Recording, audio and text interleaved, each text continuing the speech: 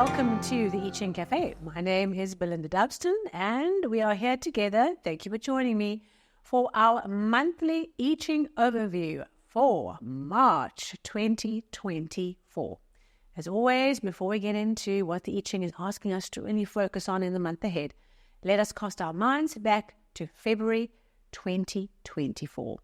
It was a shorter month, of course, 29 days, our leap year day, and hope you did something special on a leap year that you remember. It only happens every 4 years. And it was a month that was surprisingly intense. We had Hexagram 41 decrease, really asking us to decrease where we are excessive, to build our energy around what is important, focus the laser beam, put down the excess spending energy where we are putting too much care and attention, and really focus on what's really important. Plus, this kind of interesting energy of Hexagram 60, limitation, giving us the opportunity to manage flow and overwhelm by putting in place good boundaries, controlling the flow, and making sure we don't overdo it because our dam will overflow with water and we will only suffer as a result. So last month, we were really challenged to look at cutting away the excess, decreasing the unnecessary, being hyper-focused on boundaries, on controlling the flow and putting in place some good organization, some good controls to manage ourselves. So for you, what happened? What did you notice that came to your awareness that kind of emerged out of the soup, right? Out of that quantum soup to bring your attention to the areas where there was unnecessary fat, right? That excess that we didn't need, decreasing that, looking at our boundaries and how we manage our flow. Really, really interesting month we had. So March 2024, very interesting, gentle energy this month. Our first hexagram is Hexagram 9. The small accumulates or the small tames. This hexagram is all about how the little things can tame us, right?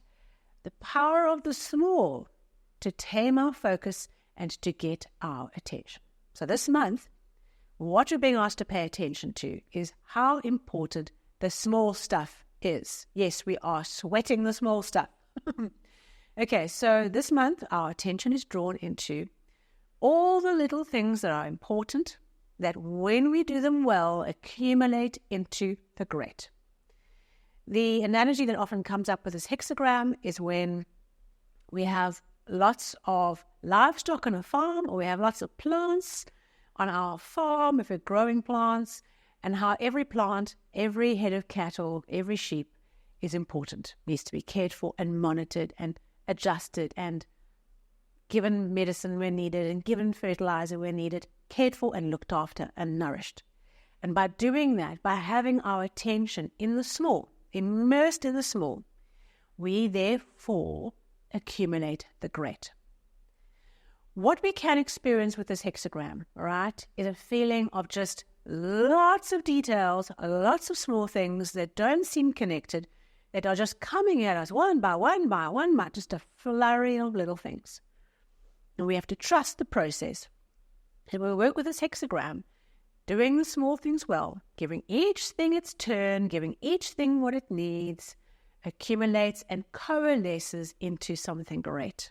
Just like we have our beads around a string, each little bead, okay, we put on each little bead onto the string. And when we pull ourselves back after a period of time, we realize that we have connected all these things together. In fact, all the little things were connected. We couldn't see it because we were in the details.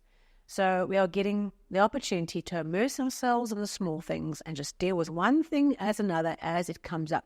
Remember to breathe. Remember to just find a way of, when it feels too much, of just taking a little bit of time out, stepping out, doing those good, well-being management things, but realizing the small things that are firing at us from all angles are all connected, are all relevant, and actually the path this month is about learning how to manage lots and lots of small things. Okay. One changing line in the first position. Okay, so the energy is coming in through the bottom. It's a new beginning. And this changing line, now, because it's the monthly and there's only one changing line, we can date it, okay? So we can say that the month is divided into two halves because there's one changing line, right? We start at our first hexagram, right? Hexagram 9. we have changing line 1 come in, all right? It takes us up to the middle of the month, and then we start moving from that changing line to our second victory hexagram.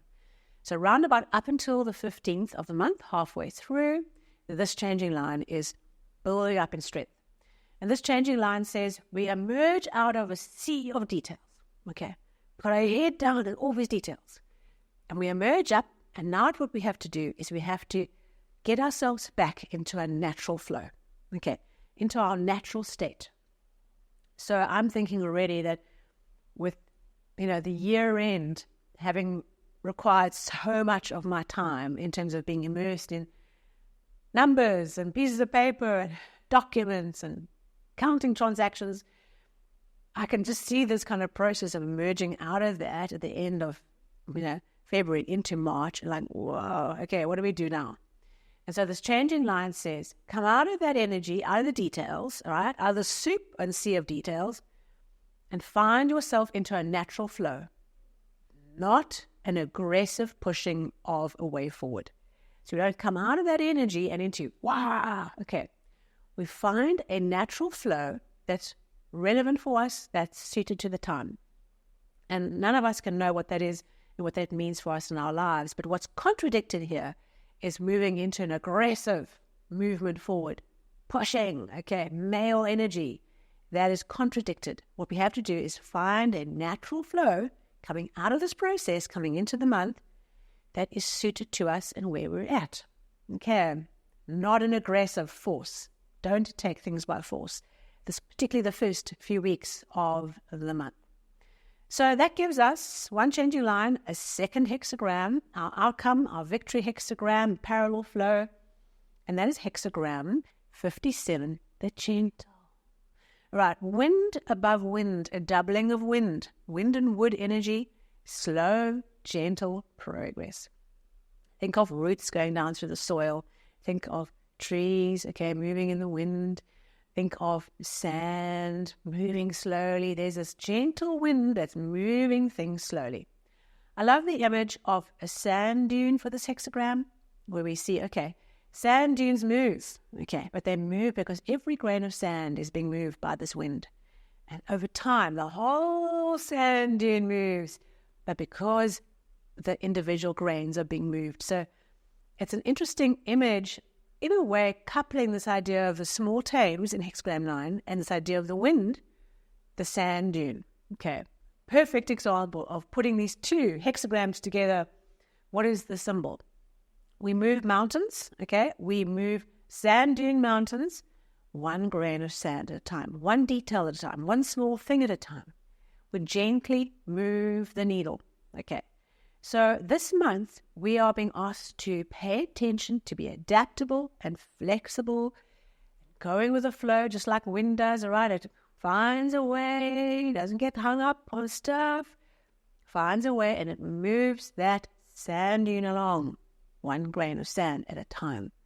We are being asked to work with our feminine energy this month, okay? Because hexagram 57, or windwood, is the eldest daughter in the I Ching family. She is supportive and nourishing. She cares. She prepares food. She's the eldest. She's got responsibilities, but she's very calming. That is how we focus our attention for the month of March. Really interesting. Let's see how it all works for us in terms of what we're drawn to, how we work with that energy and bring it into our lives. And we are going to be in the detail, in the small things, grain of sand at a time. Just keep in mind that even if we feel frustrated that things are not going as fast as we would like in March, that mountains are moved, sand dunes are moved, one grain of sand at a time. That is how we achieve the greatness that is there for us. Thank you so much. Give me a like or a thumbs up, right, if you got some value out of this episode. And of course, if you're new to the channel, subscribe or follow on the podcast.